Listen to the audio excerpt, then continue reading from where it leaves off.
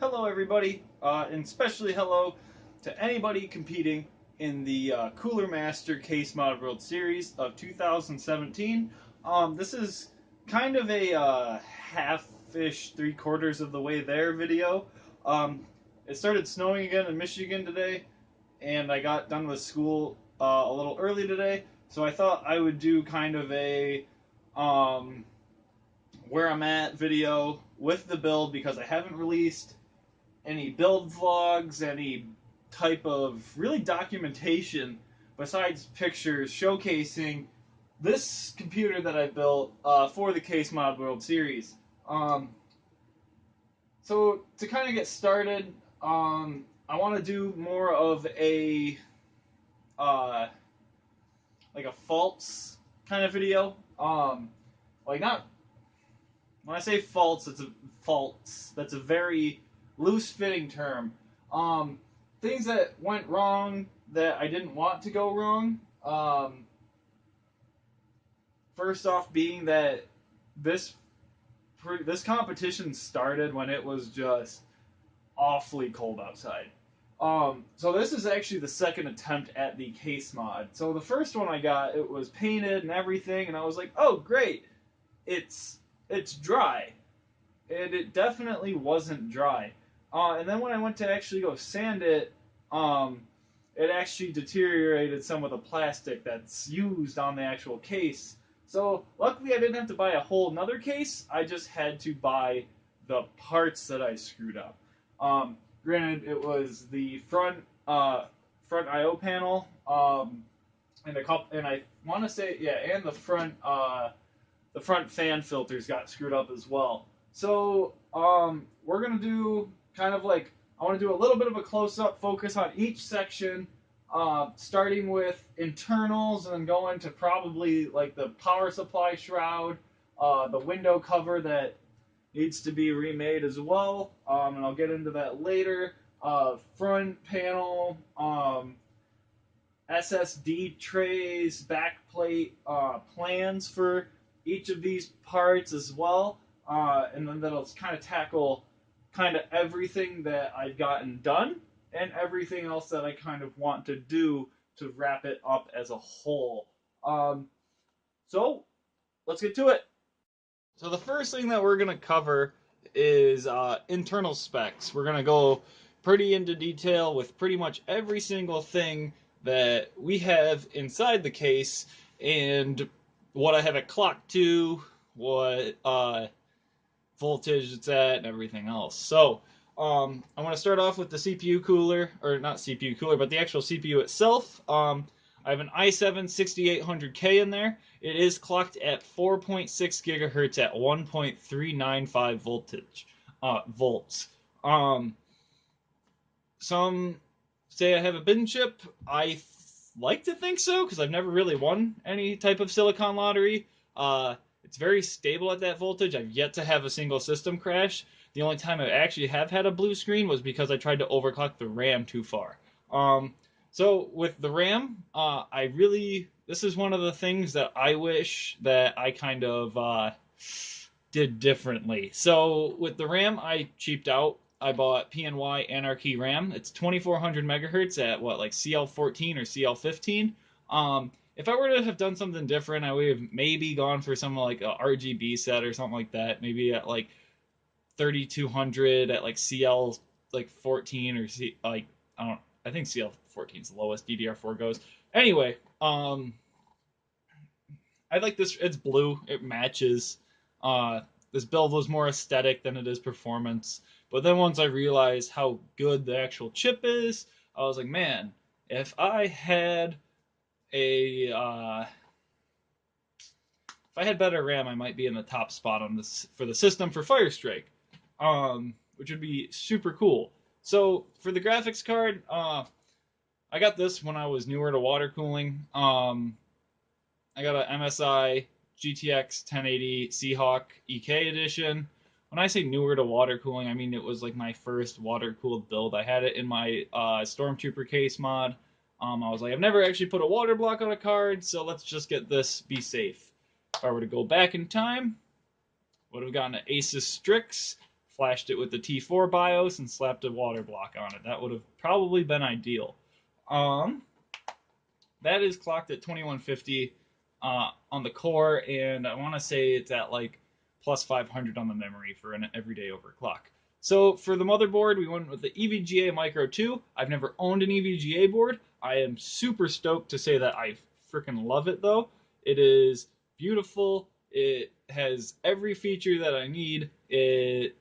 I have no complaints. I've heard a lot of people that have been like, hey, stay away from EVGA. They have garbage boards. They don't overclock well. And I'm just like, well, I have it's more processor based than it is motherboard based, but I'd like to think that the motherboard contributes to my 4.6 a little bit. And then, what do I want to cover next? I guess we can go into storage. So with these two drives right here, I have one 1 terabyte SanDisk solid state, one 240 gig PNY solid state. They're good enough. I didn't want to spring for the Samsung ones, and you'll notice here these little screws. I am painting those. It's just like on the last of my to-do list, and I would really like to do it when it's not snowing outside. So yes, I know that those aren't painted, or at least not painted well. All right, and then we have a terabyte storage down in this little cubby hole. All right, so let's get into the water cooling setup. So with the CPU block EK Supremacy, love it. No complaints about it at all.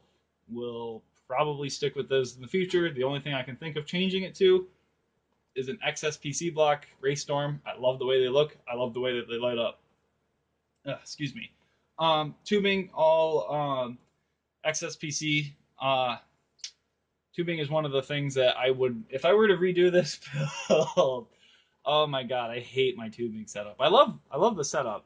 I hate the way my bends turned out, but I don't have enough tubing to do it, and I don't really have the time anymore to change it, unfortunately. I use the XSPC bending tool, and for anybody that's trying to get into water cooling, don't get this stupid tool. Do it by hand. Like, if you can figure out how to just make a very gradual bend, like this one was freehand. This one and these were with a tool, and with the tool you get this little lump, and the lump makes me sad. But Drew's lazy, so Drew isn't gonna fix it. So other things about the water cooling setup: XSPC fittings pretty much all around, except for a couple extenders that I have in there. I love the fittings. I think that they look really, really good. Radiators, I have two EK 240. I think they're Coolstream PEs, but don't quote me on that. And in the back, I have an XSPC 120. My idle temps are usually right around 15 to 22 degrees, depending on my room temperature. That pretty much covers the internals. The cables are being replaced. These are from Mainframe Customs. I got them for my old build. I figured they fit good enough in here to work temporarily, but not permanently. Oh yeah, this is screwed up. This isn't even attached. This is just kind of sitting there. So we can just take that off. Man, if I got a view for every time I've said but this is like kind of like the frame. The idea is the frame's going to cover all of the holes there, and then there's going to be an acrylic slab behind it. We're just going to move that and move it down. All right, so we're going to kind of take a peek at the backplate. I'm actually going to pause it. The backplate is probably one of the main things that's kind of a work in progress right now. I like the simplicity of it, but I really don't like how much white there is there. I know the room makes the whole white thing look yellow and all my tubing look orange, but I promise that this is red and this is white. But I want to put something here. I haven't decided if I just want to do like a small decal or if I want to put like maybe I don't know, like a pop doll there or something to kind of fill the space, kind of make this area have a little bit more character to it. and everything else. So, and then we're gonna move down to the SSD trays. Think I really think that this might be the best angle I can give you, unfortunately, um, without breaking my tripod. So with the SSD trays, it's basically a Soldier 76 emblem on top of it. Like nothing super special. But what is a little bit more special is the power supply cover. So this was kind of what brought this whole build together. I'm not gonna let you go to sleep, computer. I want you on. So this is what really brought the build all together. I was like, I really like the idea because I kind of thought it out. I did a couple drawings, and I was like, man, I would really like to theme an entire build off of Soldier 76 simply because I thought of this power supply. So everything else was designed because I was like, I like this. And I am trying to get some not USB, some fan header LEDs, and then run them so that they go behind here, and so that this, like when it turns on, and then it's got like a low, not like low, but like kind of like a dimmer LED light behind it, so that it's almost like when his ultimate and his eyes light up and everything else. And I thought that that was a pretty cool idea, so I kind of thought like might as well do a whole build after it. I don't feel like pausing this anymore, so we're just gonna kind of move this. Oh, tripod's open. Whoops. Thankfully, it didn't fall. All right, all right, all right. Front panel. Level you. Kind of the only way I can do this is to just put the whole thing in it. Front panel. I'm gonna kind of switch spots with my tripod, so pardon me for bumping the camera. Front panel, if I were to change anything on this build, this is what it would be. If I could have an immediate design, just idea come to me, this would be the first thing that I would focus on. I hate it. I don't hate it. It looks okay. Only thing I don't like is I'm gonna cover it with like kind of like a blue square right there to kind of cover this up and give it like fill in more of like the blank white space and give it a little bit more character.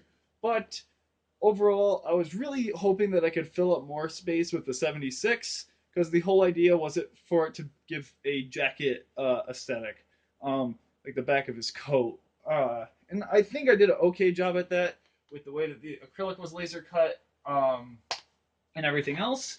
But I don't know if I could redo, not necessarily redo. If I could redesign anything on this build, it would be that front panel. But the power supply cover turned out good, and that is all I care about. Not all I care about, but it's the main thing I care about. On the top, let me just kind of pull you up. I got the Overwatch logo. I didn't really know what to put here, so I just kind of used it to fill space. So, all right. Originally, when I did this, I didn't think I wanted to do all the water cooling and everything else.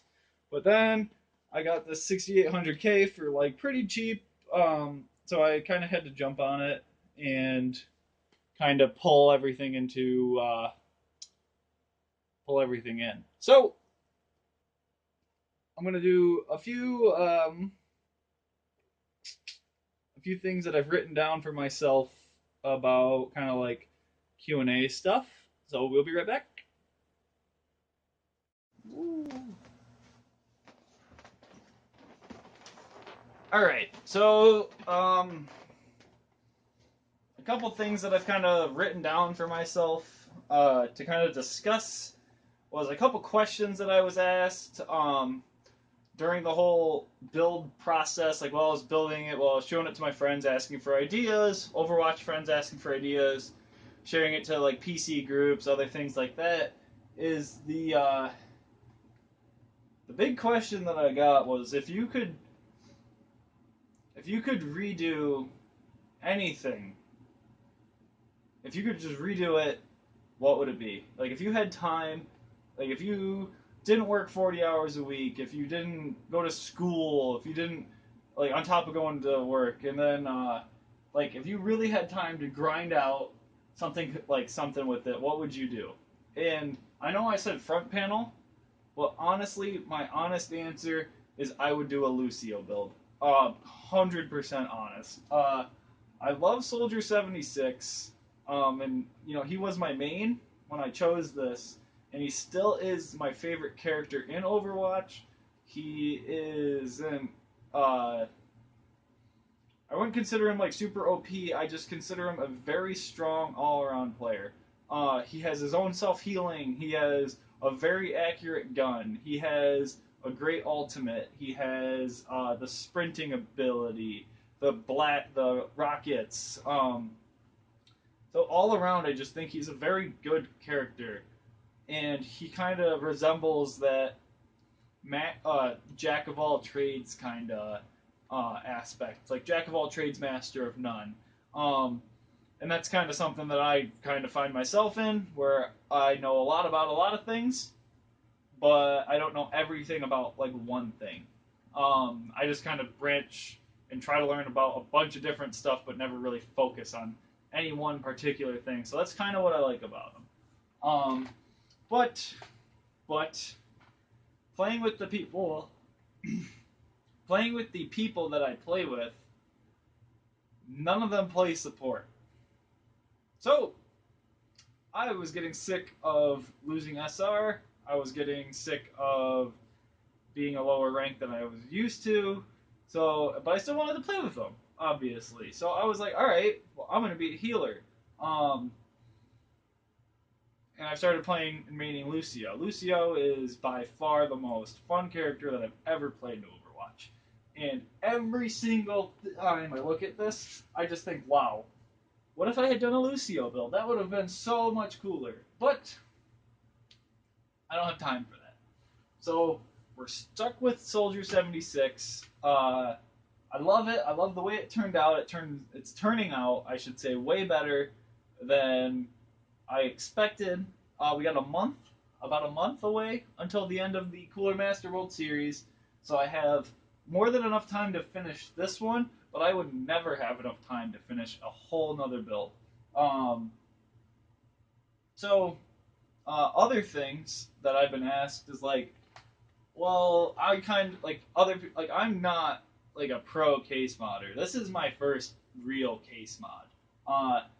And a lot of my friends have been like, well, I like that idea. Like, what would you like?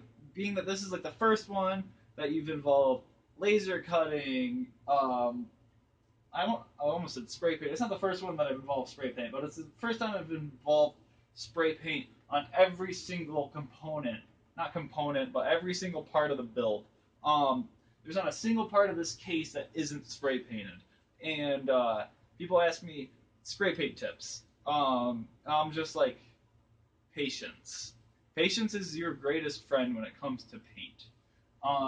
Like I said earlier, I grabbed pieces before they were done, and I ruined them.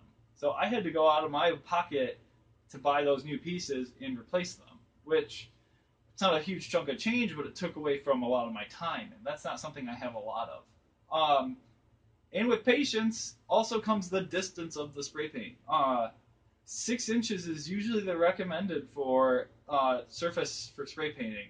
If you're spray painting acrylic, I wouldn't recommend less than 8 inches away.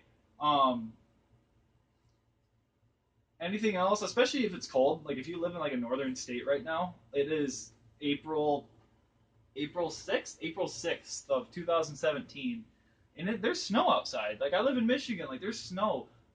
If you're spray painting and it's cold and you don't have a shop, like if you're working out of your garage, like a lot of amateur case modders are, where you don't have a shop and you don't have any of the fancy schmancy tools that people in NVIDIA Garage and other companies have, then you really need to have those patience to be able to keep a good distance away with that paint so that it doesn't drip.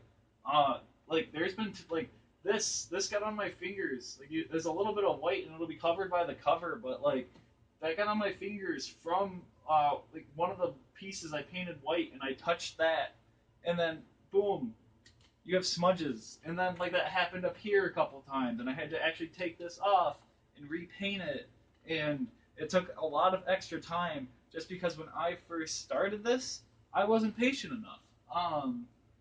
But you know, everybody learns, and that's probably one of the happiest things about getting into case modding is that you're always learning. Like this, compared to my first one, is so much more intricate, but there are so many better case modders out there. Like the person for the case mod contest, who's making the Vega case. The project, he's calling it Project Vega, I think.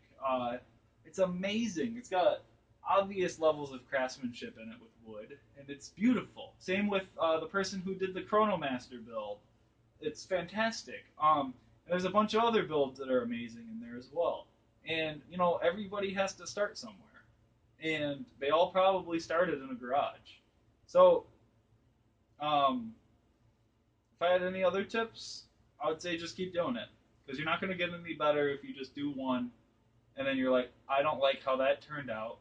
I give up. Like art isn't art. I sound so egotistical. Art's not easy though.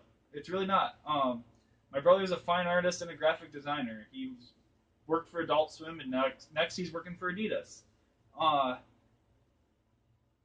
And he gets so mad when people just give up on a project or trying to get better at something just because it was difficult, especially when it's a creative aspect. So if you really like it and you find yourself enjoying it and you find yourself being willing, not just able, but willing to put countless hours into something, then do it. It's fun. I had a shit ton of fun doing this. I had a lot of stressful moments too, but it was awesome. What else? What else? I had one more thing, but I don't remember it. All right. Well, we're gonna pause, and I'm gonna think because I had something and it was important, but I just went on a long tangent, and I don't remember what I was gonna say. So we're gonna pause. All right. I remember what I was gonna say.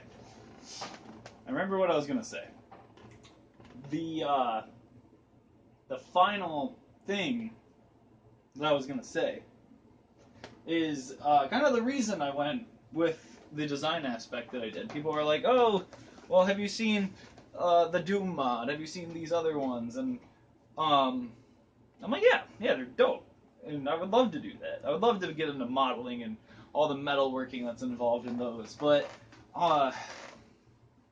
I really wanted this to be not.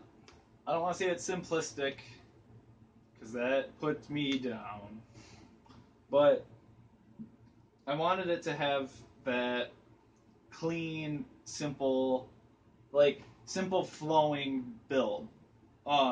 Case mod, build case mod. I don't know the term that I want to use. Anyway, I wanted to keep it simple, simply because simple and clean, because I think that Overwatch is a very simple and clean game.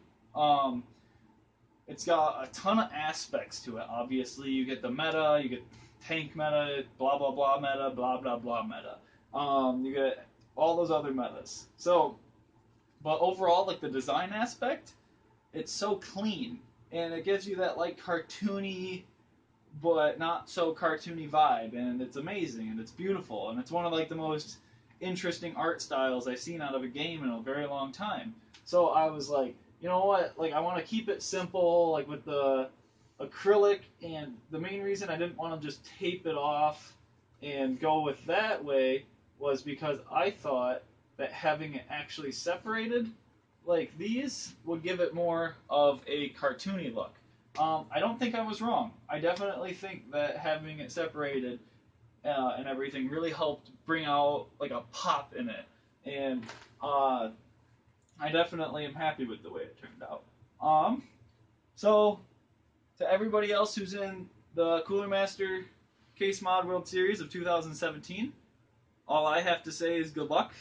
I'm really excited to be a part of this for the first time, and I hope that some of you are excited for mine to see what it's like when it's done as well. And to everybody else watching this video, thank you for your support. Family, friends, all of you, you guys have been fantastic. You guys have been so encouraging and so helpful with helping me make different design aspects, different thoughts, different light ideas, and everything else. So, just everybody, thank you, and especially thank you, Cooler Master, for giving us the ability to be able to showcase some of our talents. You know, some of us are amateurs, some of us are pros, but you don't have to be the most well-known modder in the world to be able to compete in this, and I really appreciate that because that helps me get my name out. Um, Not even my name out, like it just helps let people see different kind of case mods. So that wraps it up. I should be getting back to Detroit sometime in the near future to finish up the window. Um, and I'll probably do something on the back. I'll probably do something on the back plate. I'll probably do something up here on the front. Anything else? Anything else you guys have for recommendations, for ideas, for just tips? If you're like, hey Drew, that bend sucks, I'll be like, I know, fuck you. But I digress. It's almost done, and I'm very happy with it. So thank you guys for watching. If you like the video, please subscribe. I will start posting averagely.